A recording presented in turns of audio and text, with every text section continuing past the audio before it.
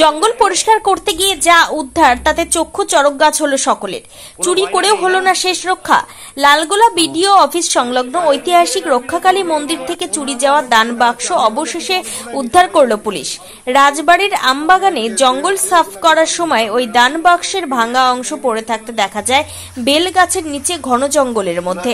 লালগোলা গ্রাম পঞ্চায়েতের উদ্যোগে এই পরিষ্কার অভিযানের সময় উদ্ধার হয় দান বাক্সটি। খবর পেয়ে ঘটনাস্থলে আসে লালগোলা থানার পুলিশ এবং সেটি উদ্ধার করে নিয়ে যায়। স্থানীয় বাসিন্দারা জানিয়েছেন, আজকের জঙ্গল পরিষ্কার কার্যক্রমে হঠাৎই জঙ্গল থেকে বেরিয়ে আসে দান বাক্সের অংশ বিশেষ। সঙ্গে সঙ্গে পুলিশে খবর দেওয়া হয়। গত দুদিন আগে গভীর রাতে এই চুরির ঘটনা ঘটে। দুষ্কৃতীরা কেবলমাত্র দান বাক্সই চুরি করেনি, ভেঙে দেওয়া হয় মন্দিরের সিসিটিভি ক্যামেরাও।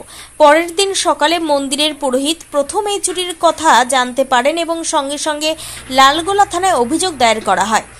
উল্লেখ্য, এই রক্ষাকালী মন্দির কেবল ধর্মীয় ক্ষেত্রেই নয়, ঐতিহাসিক গুরুত্বেও অনন্য।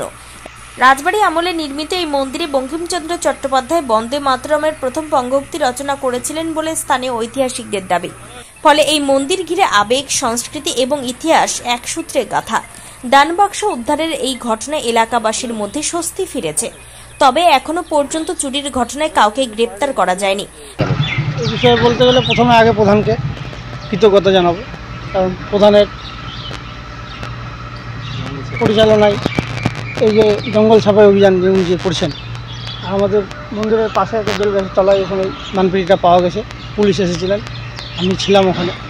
আমাকে জিজ্ঞেস করা হয়েছে যে এই মন্দিরের দানপেটি কি এটা? আমি বলেছি হ্যাঁ এটা। এই মন্দিরের সঙ্গে আমার 15-16 বছরের সঙ্গে সম্পর্ক, আসা যাওয়া আছে। মন্দিরের সমস্ত পুজোতে আমি থাকি।